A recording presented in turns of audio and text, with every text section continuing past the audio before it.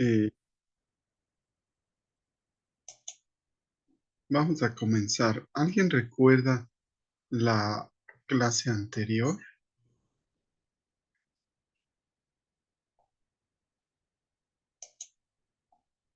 Hola.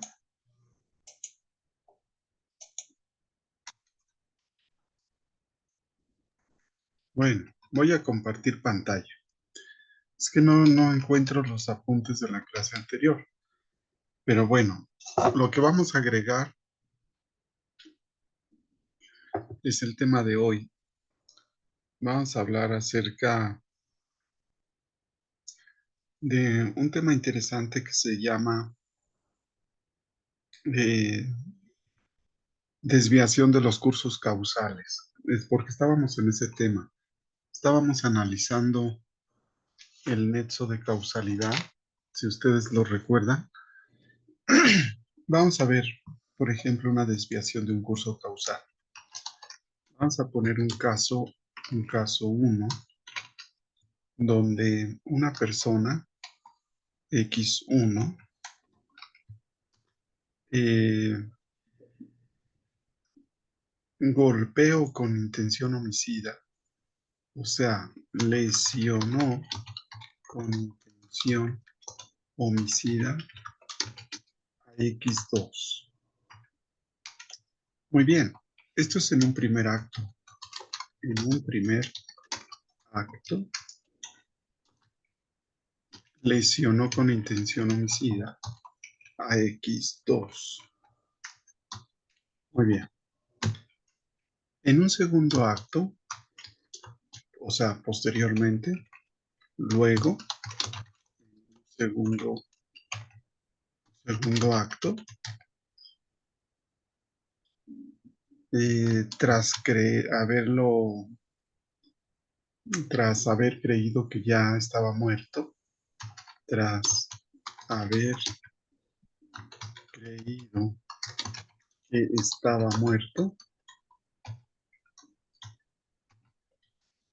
lo arrojó al río. Lo arrojó al río. Eh, donde la víctima murió por ahogamiento. Donde la víctima murió por ahogamiento. Vamos a ver. Tenemos un caso donde X1 en un primer acto lesionó con intención homicida a X2. Perfecto. En un segundo acto, tras haber creído que estaba muerto,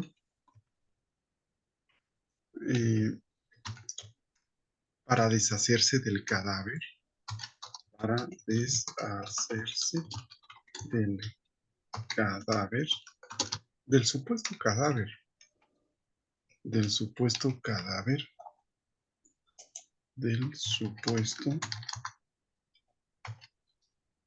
cadáver, lo arrojó al río, donde la víctima murió por ahogamiento. Muy bien. Este caso igual se puede repetir de la siguiente manera. ¿Qué les parece si le pongo X1 en un primer acto? Lesionó con intención feminicida. Feminicida a X2. En un segundo acto, tras haber creído que estaba muerta, para deshacerse del supuesto cadáver, la arrojó. Puede ser incluso que no la haya arrojado, que la haya enterrado, la, la enterró viva, la enterró, eh, digamos, en su jardín, en su jardín, eh, en su, bueno, en un baldío o puede ser en la parte trasera de su casa. En la parte trasera de su casa, donde finalmente murió la víctima.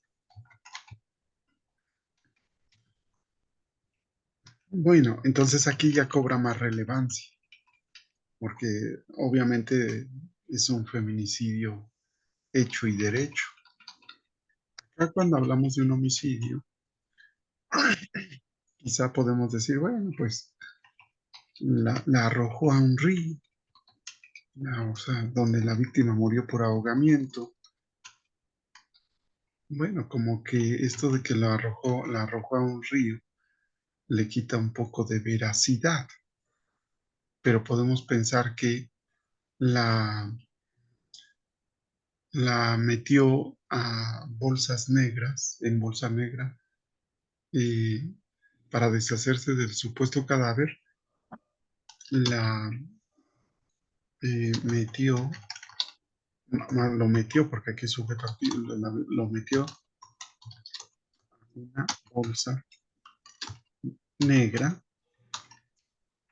donde la víctima murió por asfixia. Bueno, allí ya como que cobra un poquito más de veracidad. Pero bueno, en este tipo de casos, ¿qué podemos hacer? Eh, Normalmente se estudia el primer acto, o sea, análisis, análisis del primer acto, y ahí vemos eh, que el sujeto tiene una intención homicida, es decir, nos llevaría a un eh, homicidio calificado, calificado, cometido en grado de tentativa acabado, donde intervino el autor directo en forma de acción dolosa. Este es el análisis del primer acto, del caso 1. Del caso 1. Si analizamos el segundo acto, cuando él arroja el cadáver, el supuesto cadáver, o lo mete a una bolsa para ocultar un supuesto cadáver, ahí en ese segundo acto no tiene intención homicida. Él quiere deshacerse del cadáver, más no matar a una persona, porque la persona supuestamente ya está muerta. Análisis del segundo acto del caso 1. Ahí tenemos un homicidio, porque es donde realmente mató, un homicidio simple, eh, pero en este consumado instantáneamente, consumado instantáneamente, bajo un error de tipo vencible, bajo un error de tipo vencible, donde intervino el autor directo en forma de acción culposa, porque el dolo porque el error excluye al dolo. Y después enlazamos, engarzamos estos dos movimientos mediante el concurso. Entonces llegamos a esta conclusión. Podemos llegar a esta conclusión. Clasificación jurídica para X1 en el caso 1. Clasificación jurídica para X1 en el caso 1. Muy bien. Entonces voy a enlazar lo anterior mediante las reglas del concurso real. Entonces aquí lo voy a poner en concurso real. Con, ahí está, Este es un eslabón, el concurso, y sirve para unir un tipo con otro. Déjenme ver si es ahí donde tuve que... A ver, a ver, a ver. Homicidio simple consumado instantáneamente bajo un error. Sí, sí, sí. Sí, déjenme ver. Es que aquí yo le debí poner conclusión o algo así. Conclusión. Homicidio calificado, cometido en grado de tentativa acabada donde interviene el autor directo en forma de acción dolosa. Y aquí le voy a poner en concurso. En concurso real con, y este es el eslabón, homicidio simple consumado instantáneamente bajo un error de tipo vencible donde intervino el autor directo en forma de acción culposa. Esta es una forma como, como se analiza un caso donde tenemos una desviación del curso causal. Muy bien. Y esa forma es compartida por un buen sector de la doctrina. Otro sector de la doctrina estima que debemos aplicar las reglas del dolo, o sea, resolver el hecho. Debemos estimar que el hecho en general ha sido cometido dolosamente.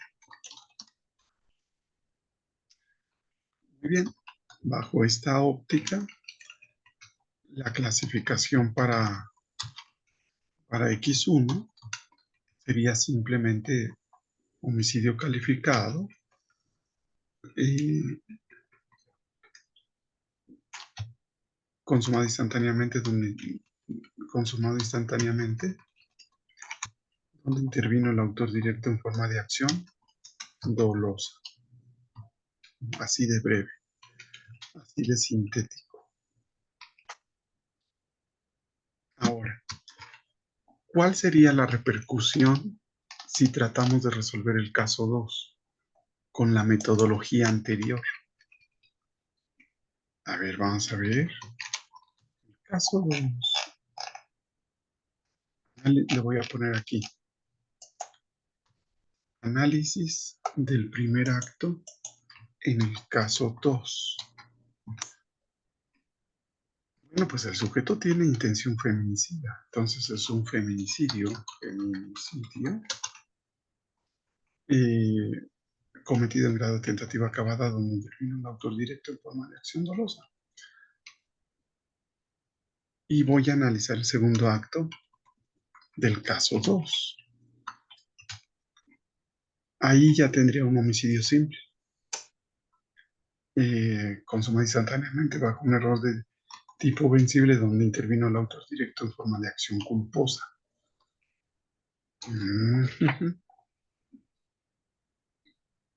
Pero realmente sería homicidio simple. Eh, es que él quiere deshacerse del cadáver. Y lo que se quiere deshacer del cadáver, y para esos efectos, creo que la sepultó en el patio trasero de su casa. Y es que dar sepultura en estos casos, o sea, enterrar a una persona para ocultar el cadáver, en el caso de feminicidio viene a ser algo así como una razón de género, precisamente. Entonces ese acto sigue formando parte de una consumación material del feminicidio. Es decir, hay que distinguir entre consumación formal y consumación material. Y este último acto sigue siendo un acto feminicida. Entonces este método no me sirve. y me voy directo al feminicidio. Entonces, yo tendría que resolver el caso 2 bajo esta idea de atribuirlo dolosamente. Entonces, solución al caso 2. La verdad que en el caso 2 no tengo duda de que estemos ante un feminicidio consumado instantáneamente donde intervino el autor directo en forma de acción dolosa. ¿Y cuál sería nuestra conclusión de todo esto? Conclusión. Los casos en que se nos presente una desviación del curso causal, ¿cómo? Deben atribuirse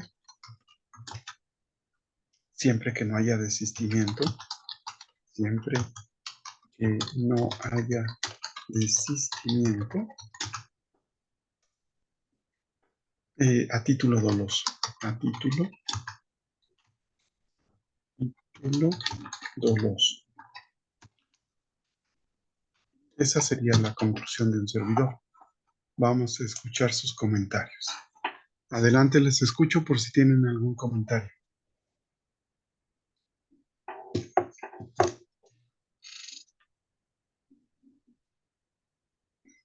Hola. Hola, hola.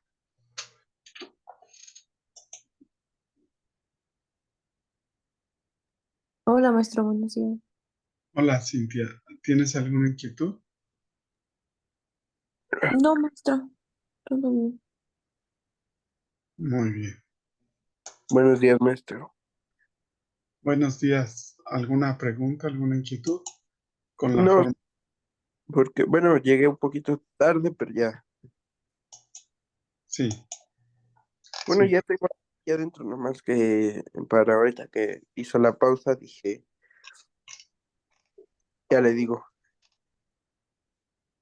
Sí. Bueno, de cualquier forma, ahí está en la grabación. Cuando ustedes puedan ver la grabación, ya pueden emitir un juicio, una opinión, un criterio. Vamos a ver enseguida otro tema que es el siguiente, mire.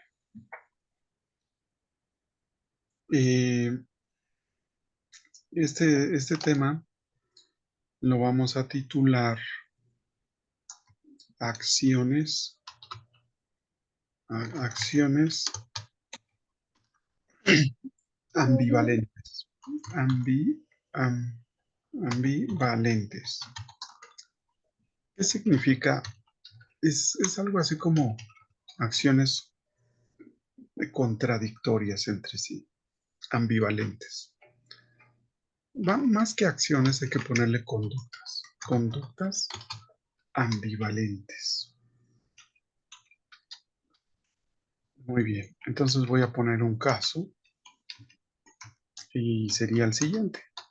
X1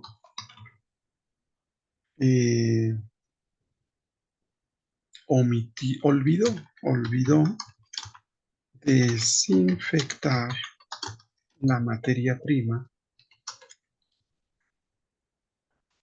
olvidó desinfectar, ¿qué les parece un bisturí? Olvidó desinfectar eh, eh, puede ser materia prima, un bisturí, puede ser, eh, olvidó desinfectar ciertos, ciertas herramientas, por ejemplo, un dentista olvida desinfectar ciertas herramientas de trabajo y después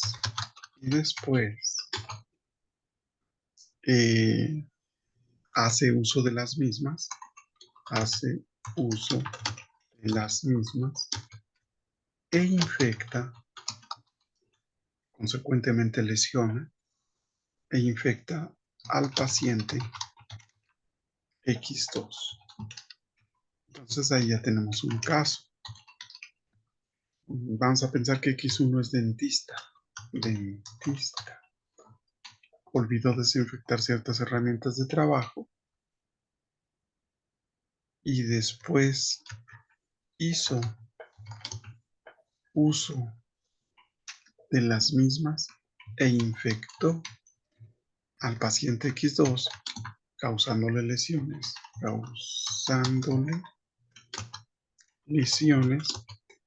de las que tardan en sanar más de 60 días. De las que tardan en sanar más de 60 días. Muy bien. ¿Por qué se llaman conductas ambivalentes? Porque vamos a dividir los actos. O sea, primer acto. Tenemos una omisión culposa en un primer acto, en un primer momento.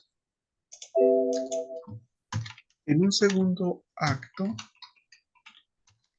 tenemos una acción culposa. Y aquí nos preguntamos, ¿qué prevalece? ¿Qué prevalece? ¿La omisión culposa o la acción culposa? Adelante. ¿Ustedes qué opinan? Por ejemplo, voy a hacer dos clasificaciones. Clasificación 1. Es primera propuesta. Si quieren, propuesta 1. Propuesta 1. Podría ser lesiones simples de las que tardan en sanar más de 60 días.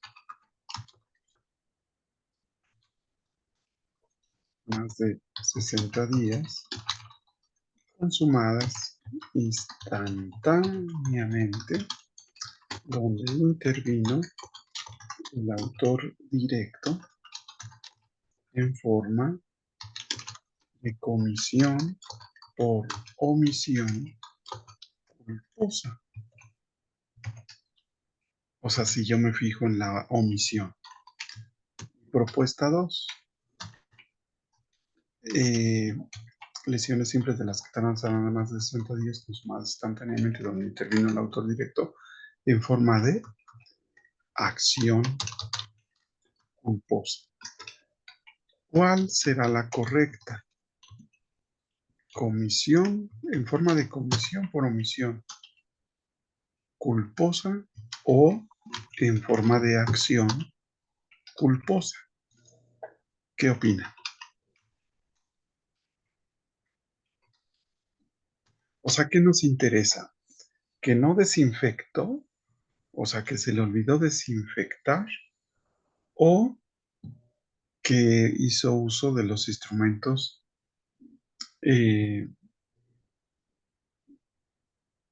mediante acción. ¿Qué es lo que nos interesa?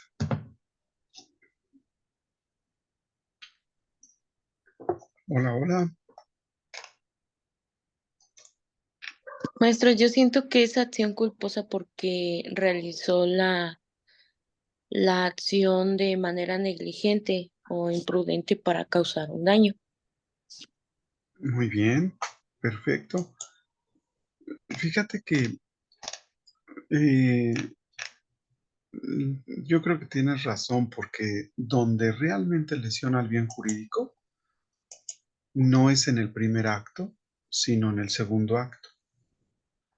Entonces yo creo que la conclusión sería la siguiente: donde realmente se lesionó al bien jurídico fue en el segundo acto.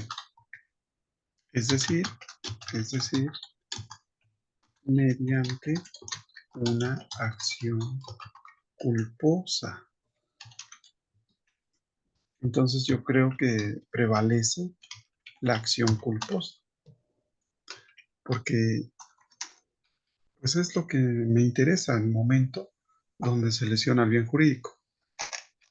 Voy a poner otro caso. A ver, X1, vamos a pensar que es X1 niñera, olvidó cerrar la tapa de la cisterna. Esto lo puede ser que les parece a las 9 de la mañana. X1 olvidó cerrar la tapa de la cisterna a las 9 a.m. Muy bien, en ese momento olvida. Luego, a las 15 horas, el niño X2, que estaba a su cuidado,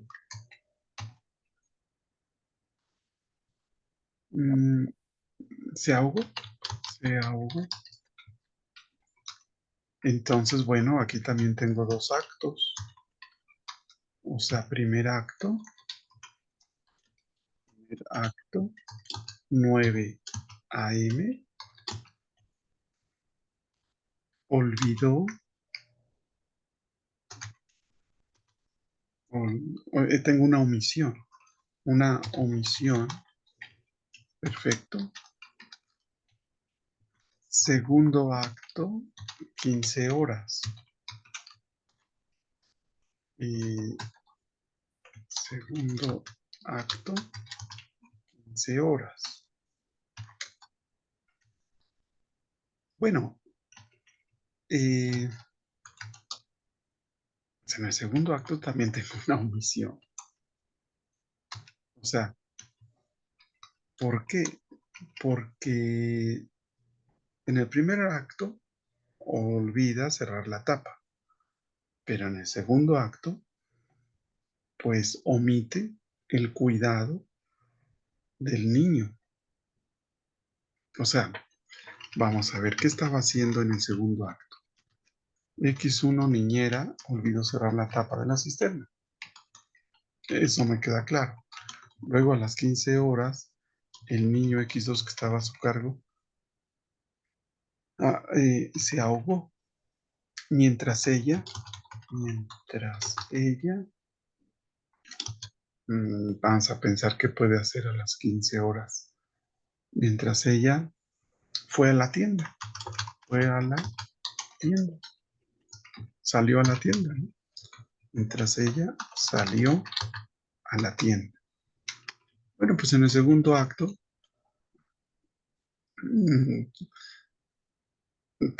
sigo teniendo una omisión. Porque ir a la tienda, pues es una acción, pero no es una acción relevante. La omisión relevante es que omitió el cuidado, la seguridad del bien jurídico, vida, en este caso del niño. Entonces, si yo pongo segundo acto, 15 horas, acción de ir a la tienda,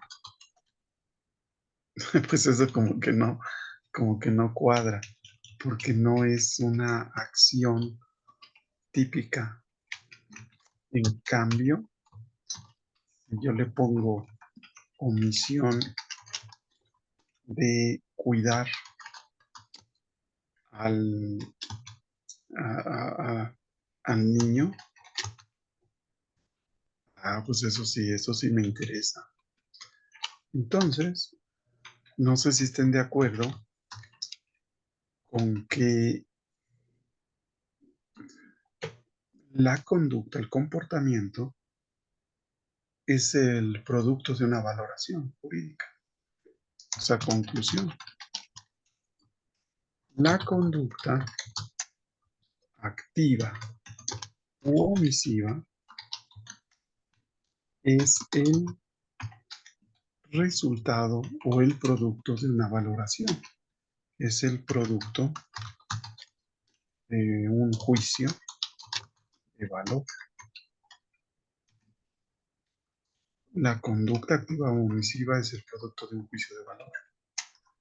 O sea, aquí está muy claro. Yo tengo que valorar qué me interesa, qué le voy a reprochar, dónde va a estar el centro natural de gravedad del juicio de reproche. ¿Le voy a reprochar que fue a la tienda o le voy a reprochar que omitió el cuidado del niño? Pero escuchemos sus opiniones.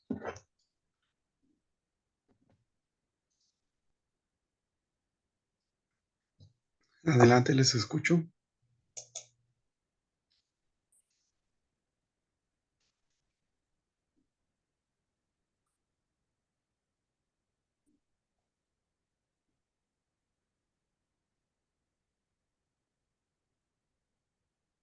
Hola, hola.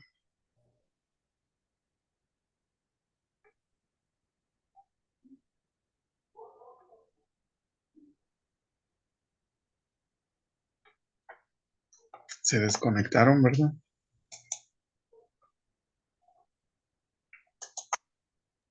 No, maestro, aquí seguimos.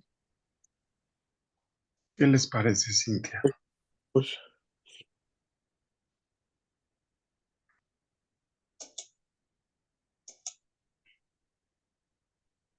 Bueno, como quiera ya vimos dos temas interesantes. Conductas ambivalentes y la llamada desviación del curso causal. Desviación del curso causal. Y llegamos a dos conclusiones. La conclusión del primer tema es que los casos en que se nos presente la desviación del curso causal debe atribuirse, siempre que no haya desistimiento, a título doloso. Muy bien. Y la conclusión del segundo tema es que la conducta activa o omisiva es el producto de un juicio de valor. Muy bien. Vamos a un tercer tema, que sería, yo creo que en un tercer tema podemos ver eh, la calidad de garante.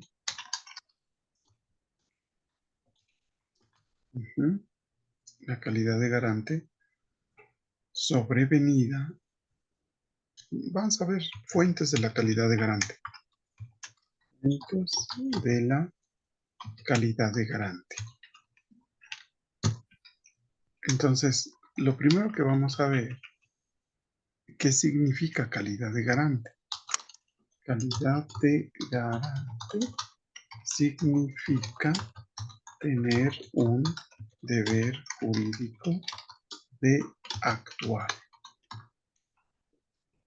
Muy bien. ¿De dónde puede emanar ese deber jurídico de actuar? ¿De dónde puede emanar el deber jurídico de actuar? O sea, ¿cuáles son sus fuentes?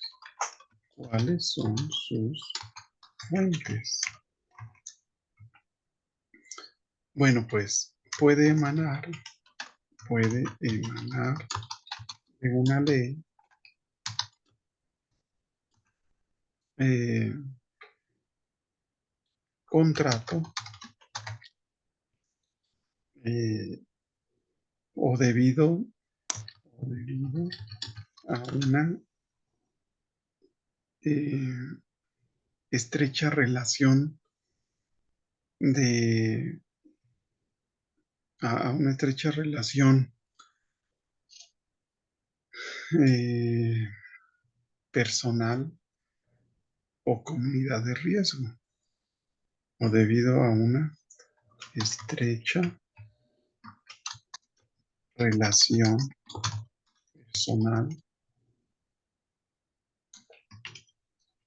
o debido a una estrecha relación personal. Aquí le voy a poner debido a una estrecha relación personal o a una comunidad de riesgo. Vamos a ver. Vamos a empezar por la última. Calidad de garante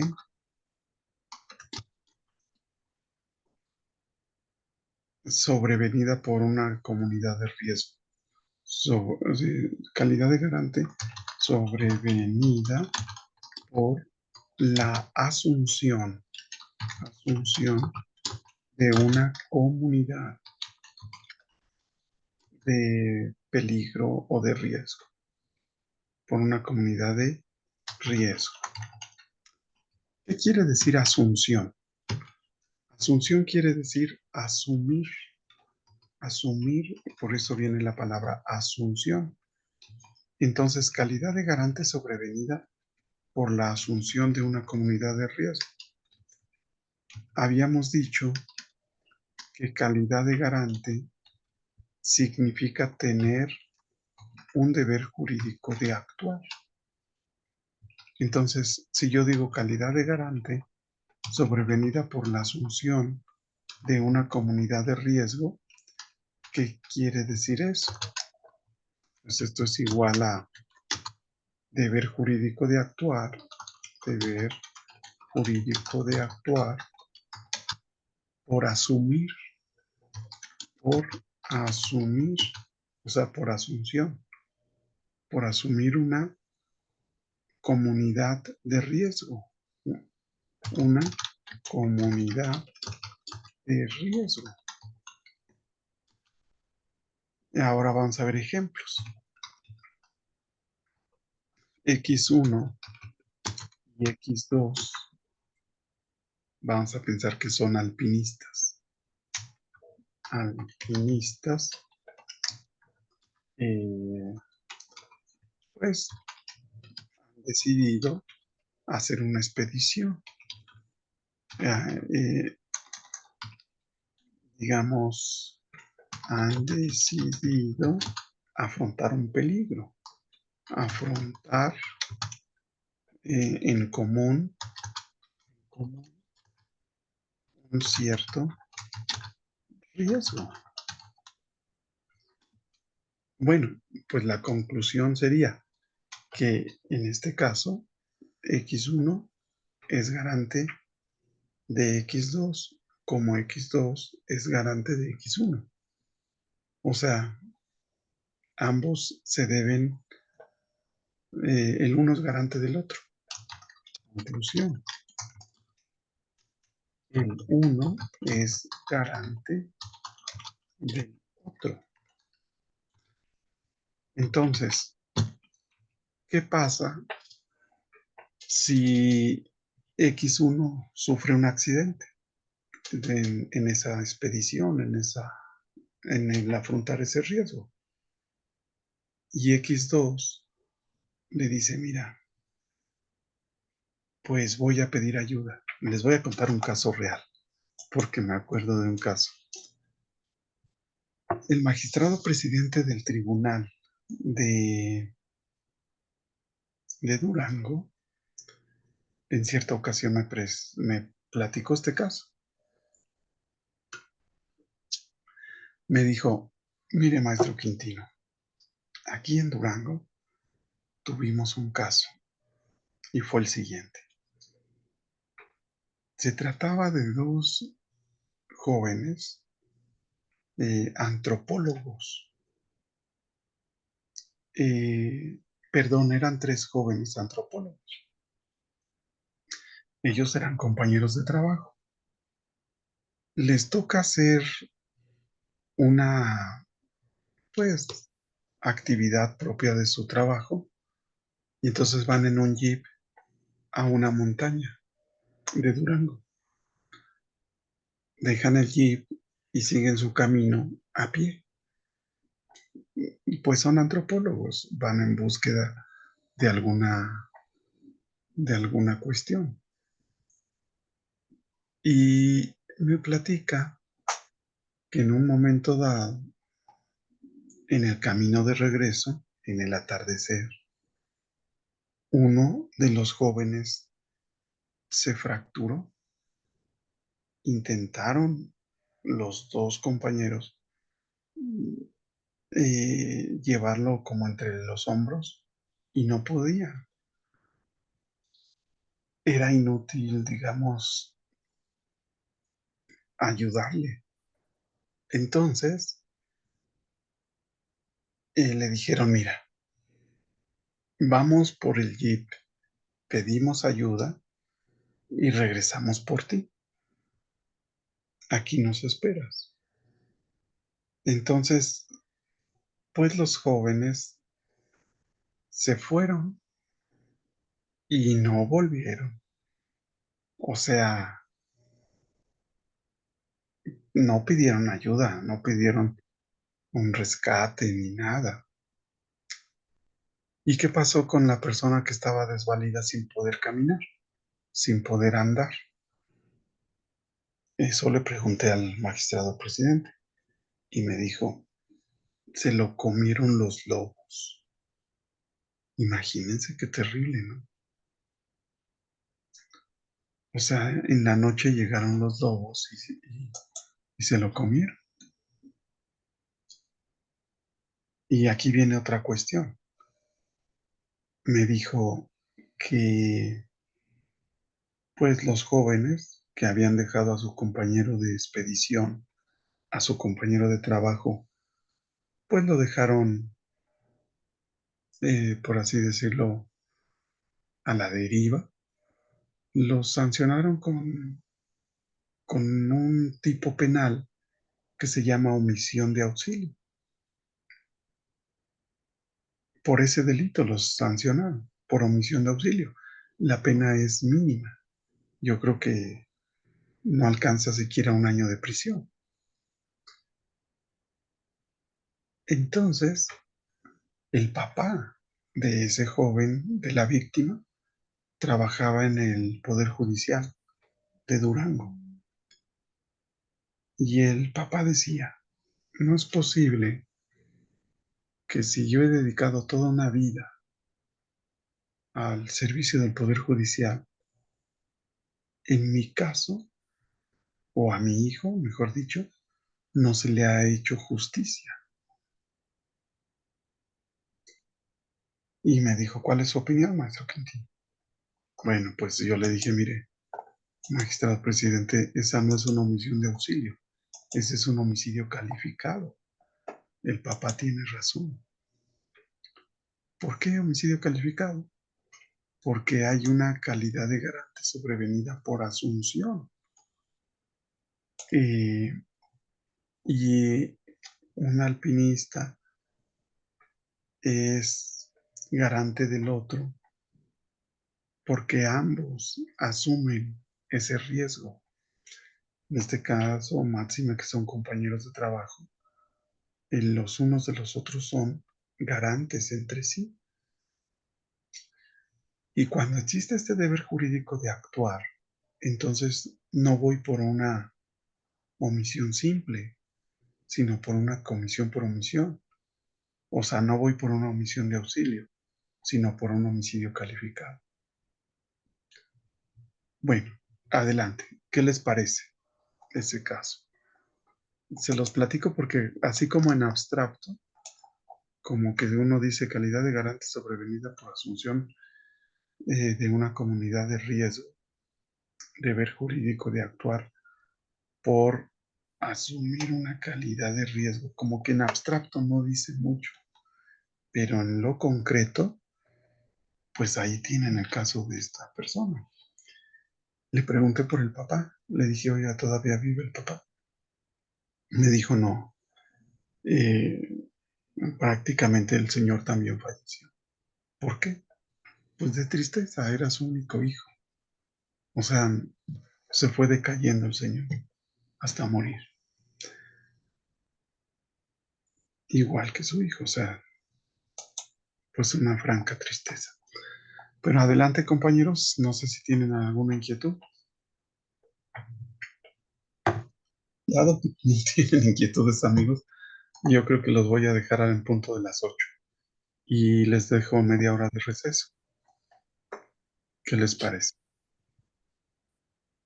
No, maestro, pues sí está claro porque si dice que asunción voluntaria, pues es que ellos asumieron la responsabilidad de proteger al otro.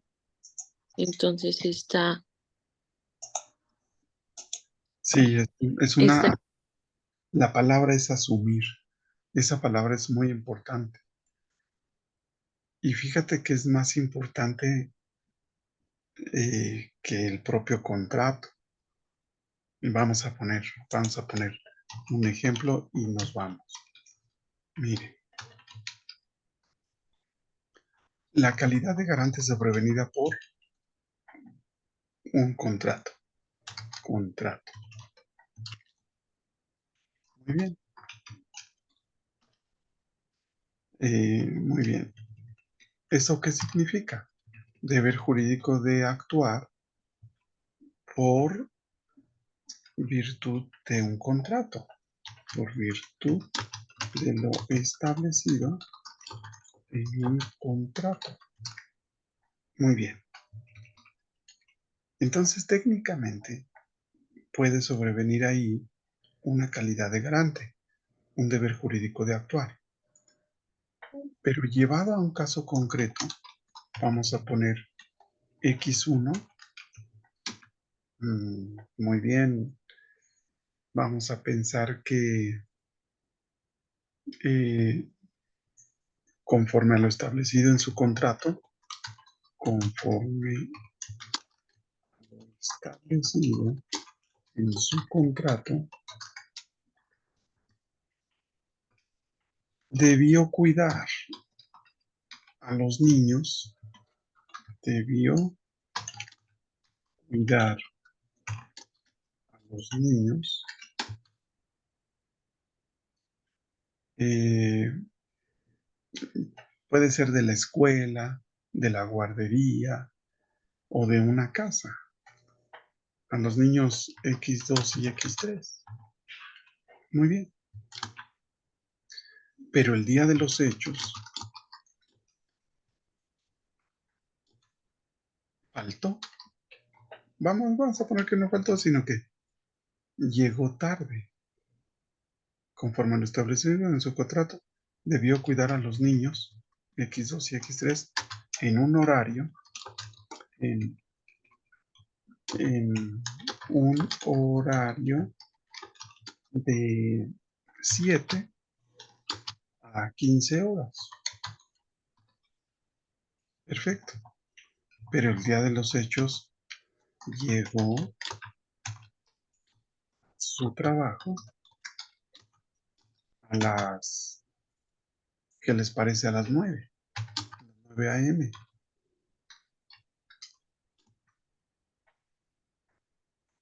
Y bueno, pues los papás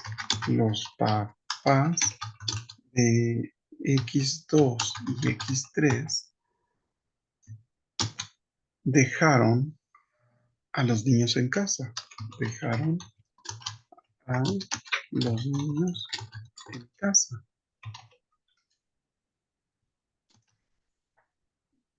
Y ellos manipularon la estufa.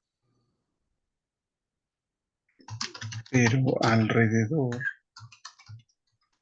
de las 8:30, 8:30,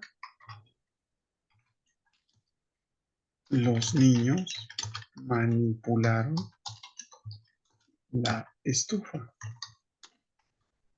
y uno de ellos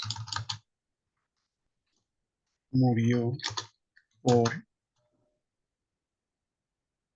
quemaduras. Quemaduras. Bueno, entonces el señor, las papás dicen, bueno, es que yo no podía faltar a mi trabajo. Y la señora que yo contraté, aquí tengo que, pues ella se comprometió, ¿verdad?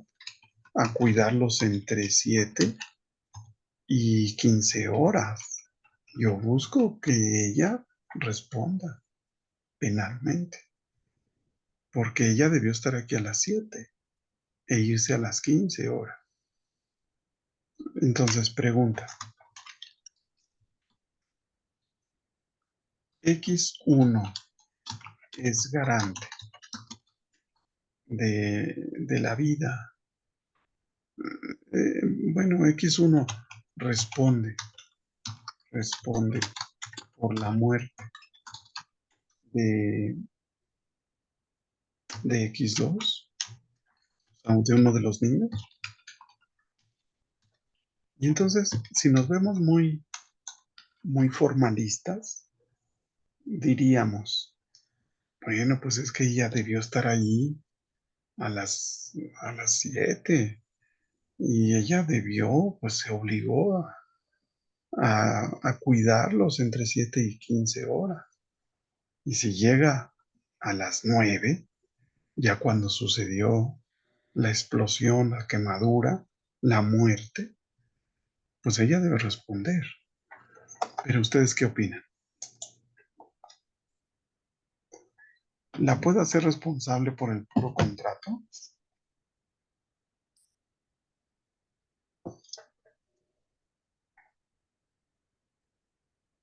Sí se podría, bueno, yo considero que sí porque ella es responsable por incumplir su deber y pues Ok, más que nada firma un contrato.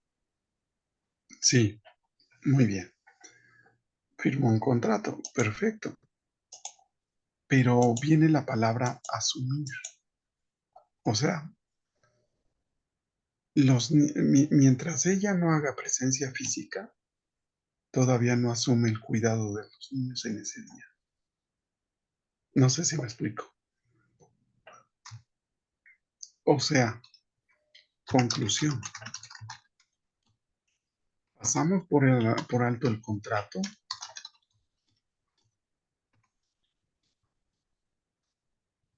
y nos percatamos que vale más el hecho, vale más, vale más el hecho de que ella hubiera materialmente asumido, materialmente, materialmente asumido el cuidado de los niños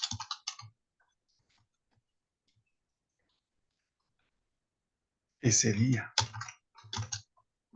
en la mañana. Es decir, los papás no debieron dejarlos solos hasta que ella llegara. Los papás son garantes de sus hijos y sí tienen un contrato con la señora, pero mientras la señora no llegue, mientras ella no asuma materialmente ese día eh, el cuidado, la seguridad de los niños, todavía no es garante. Ah, ok, Entonces, sí, ya lo entendí. sí, sí, o sea, eso es muy interesante, es muy importante. Y se sabe desde 1934. Desde 1934, Johann Nagler demostró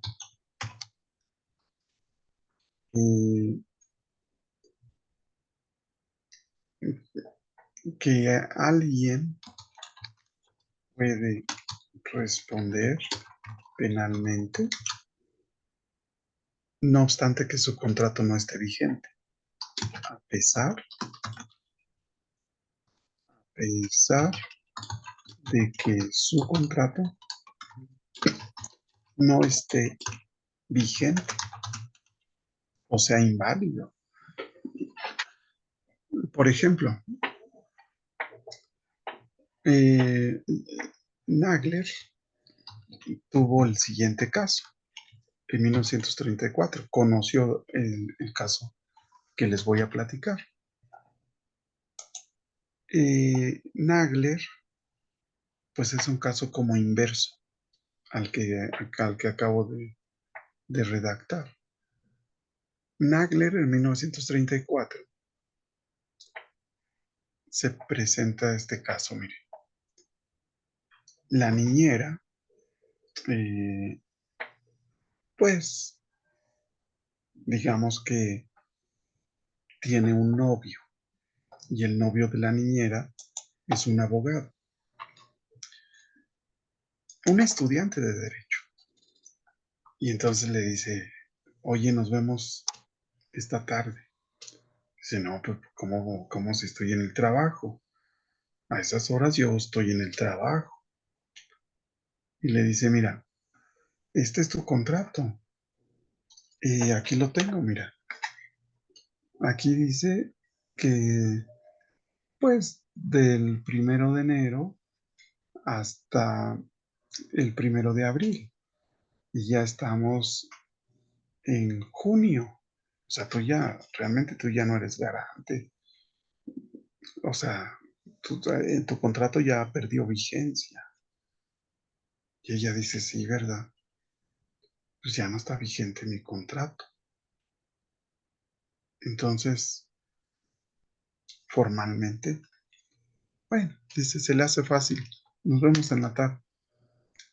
Digamos que no fueron tanta la diferencia. Hagan de cuenta, del 1 de enero al 1 de abril, y ellos quedaron de verse, por así decirlo, el 3 de abril. Entonces dice, bueno, hace 2 días que perdió vigencia. Ya no eres garante. Tu contrato se acabó hace 2 o 3 días. Dice, bueno, entonces me voy a salir a las 3 en lugar de salir a las 6 y nos vemos. Perfecto. Deja una nota a los papás de los niños y les dice, les agradece. Como ustedes saben, mi contrato perdió vigencia. Aquí, pues, aquí nos decimos adiós. Bye. Pero entre 3 y 6, un niño se fractura. Y los papás dicen, sí, a ver, sí, el contrato ya no es vigente. Tal como ella dice, ya no es vigente porque pues tenía una vigencia hasta el 1 de abril y los hechos ocurrieron el 3 de abril. Ahí ni qué alegar, el contrato no es vigente. Pero también es cierto que ella, ese día, en la mañana, llegó a su lugar de trabajo y asumió eh, sin mayor problema, asumió el cuidado de los niños. Y esperaríamos que los cuidara entre 9 y 6 de la tarde. Entonces, ¿qué tiene más fuerza? La, ¿El contrato inválido o el hecho de que ella materialmente asumió el cuidado de los niños? Pues obviamente tiene más fuerza esto último. Y Nagler, de ese modo, fue que demostró que el contrato, eh, digamos, vamos a decirlo, sucumbe ante la asunción material de el cuidado de un bien jurídico. Conclusión. El contrato como fuente de la calidad de garante, como fuente de una calidad de garante, muchas veces sucumbe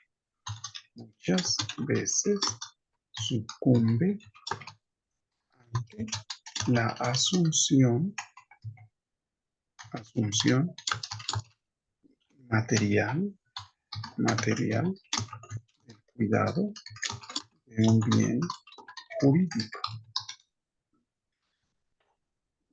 Bueno, yo estoy planteando aquí casos que tienen que ver con lesiones, con homicidio, pero lleven esto a escala de contratos fuertes, ¿no? O sea, lleven esto a escala de delitos patrimoniales o lleven esto a escala de hechos de corrupción. Por ejemplo, piensen eh, en un nombramiento, bueno, pues en el nombramiento de un servidor público se compromete a tales cuales aspectos. Pensemos en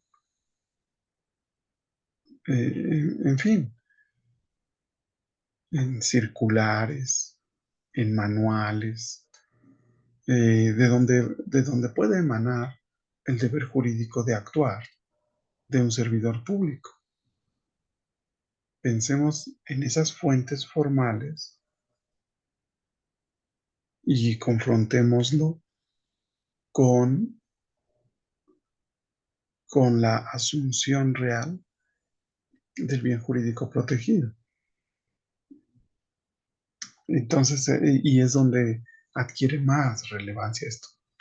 Yo lo explico así como en casos sencillos, pero su connotación en otros asuntos puede ser muy interesante. Es muy interesante. Pues bien, adelante mis estimados amigos. No sé si tienen alguna otra pregunta.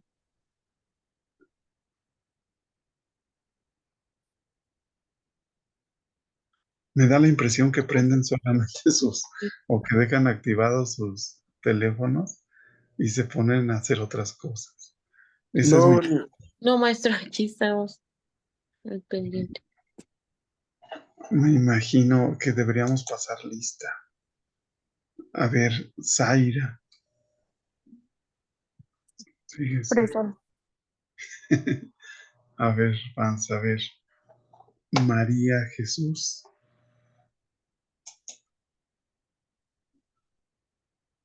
De allí no la escuchamos. Como quiera. Ya vimos 3 o 4 temas muy interesantes. Nos estamos viendo la próxima vez. Hasta pronto. Muchas gracias, maestro. profe, gracias. Hasta Hasta luego. luego. Bye.